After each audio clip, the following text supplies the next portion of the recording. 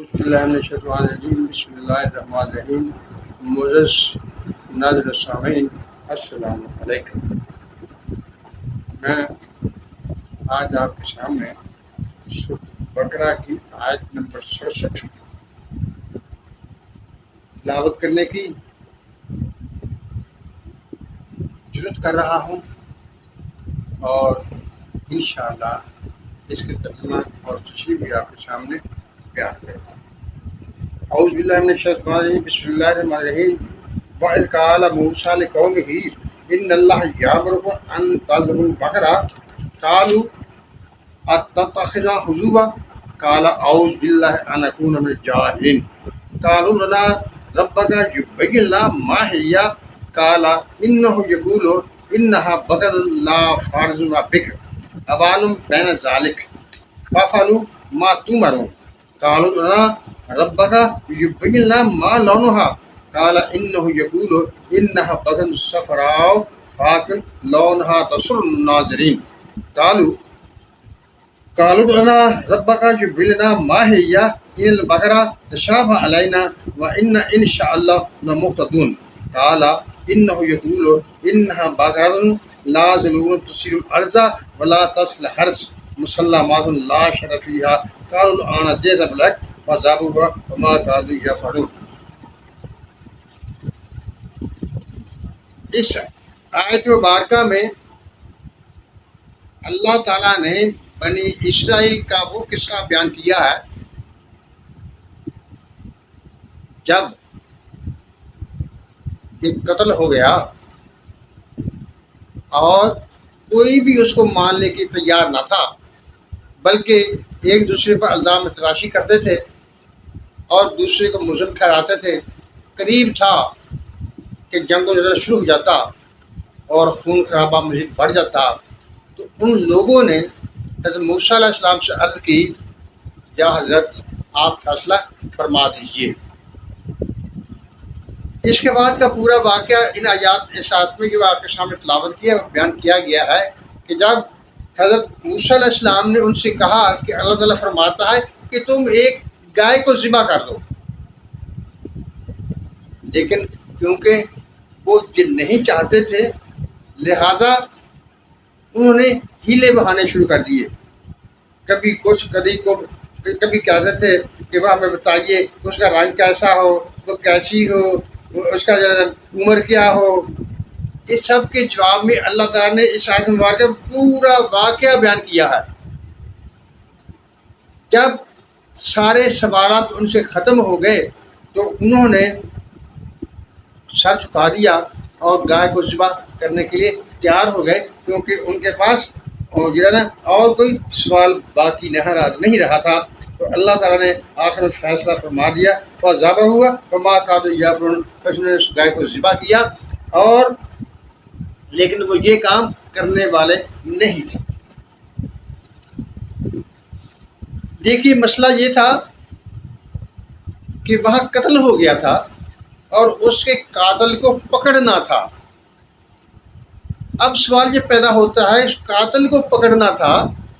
تو اللہ تعالیٰ سیدھا سا بتا دیتا، لیکن آپ جانتے ہیں وہ قادر کریم ذات صاحب حکمت ہے، صاحب قدرت ہے، لہٰذا اللہ تعالیٰ نے ایک ایسا طریقہ کار اختیار کیا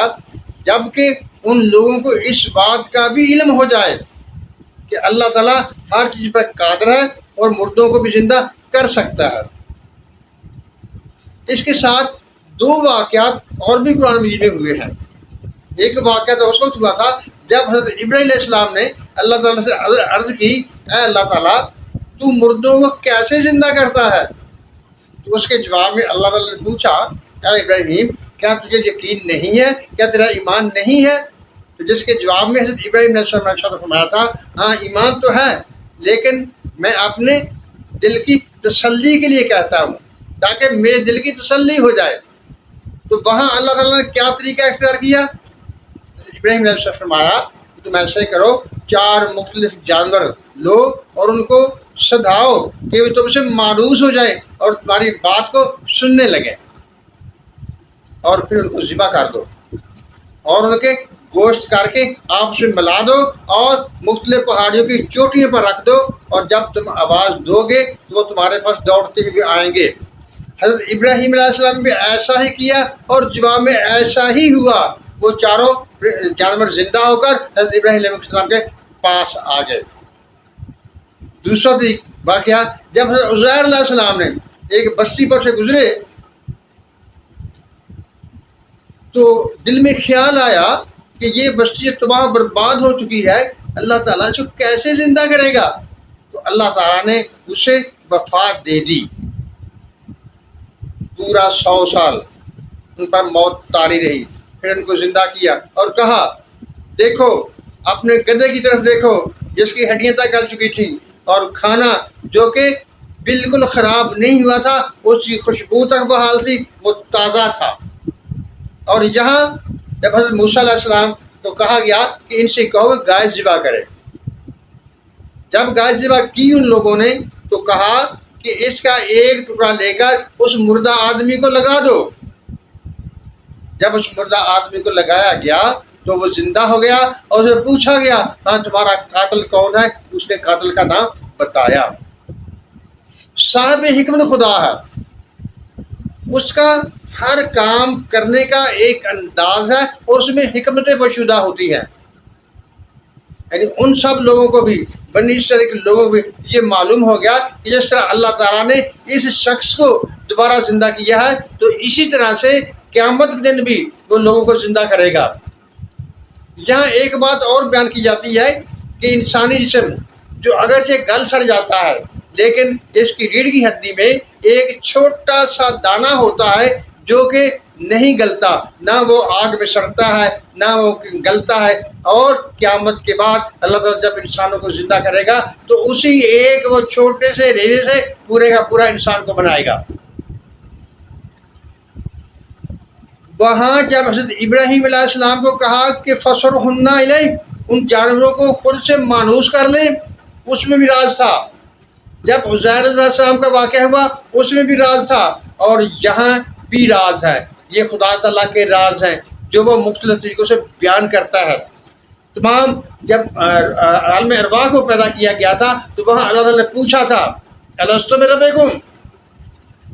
تو روح نے کیا جواب دیا تھا؟ ہاں قالوا بلا، ان سب نے کہا ہاں بے شک تم ہمارے رب ہو، ملک ہے، خالق کا، مخلوق کا۔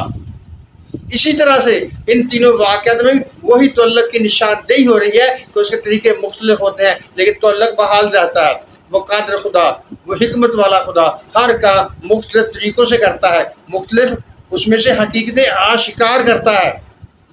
جب وہ جسموں کو گلا دیتا ہے تو جسموں کو دوبارہ بنانے پر بھی قادر ہے، اور اگر وہ چاہے تو صدیوں گزار دے اور وہ جسم بالکل محفوظ رہیں، جیسا کہ حضور صلی اللہ علیہ وسلم نے ارشاد فرمایا ہے ان اللہ حرم الارض ان تاکل اجسام الانبیاء، اللہ تعالیٰ نے زمین پر حرام قرار دے دیا ہے کہ وہ انبیاء کے اجساد کو کھائے۔ ہمارا تمہارا مشاہدہ ہے کہ جو بھی چیز زمین میں دفن کی جاتی ہے وہ گل سڑ جاتی ہے، لیکن اس قادر خدا کا حکم چلتا ہے تو زمین کو منع کر دیا جو کچھ بھی ہو تم نے انبیاء کے اجساد کو کھانا نہیں ہے۔ جہاں ایک واقعہ اور مجھے یاد آ گیا، اگر میں تاریخ بھول نہیں رہا تو یہ واقعہ 1974 کا ہے، جب 2 صحابیوں کی قبروں کو ایک جگہ سے دوسری جگہ منتقل کیا گیا تھا۔ یہ قریب کی بات ہے، 1974، کوئی بہت پرانی بات تو نہیں ہے۔ جب ان صحاب کے جسم ان کی قبروں سے نکالے گئے تو وہ تر و تازہ تھے، ان کی آنکھوں کی روشنی بحال تھی، پوری دنیا نے دیکھا کہ وہ ان کے جسم بالکل صحیح سلامت، حتیٰ کہ ان کے بال بالکل محفوظ تھے۔ یہ ہے اس خدا کی قدرت، اور اس کے باقی رکھنے اور دوبارہ زندہ کرنے پر بہت سی دلیلیں قرآن شریف میں موجود پڑی ہیں، لیکن میں انہی واقعات پر جو ہے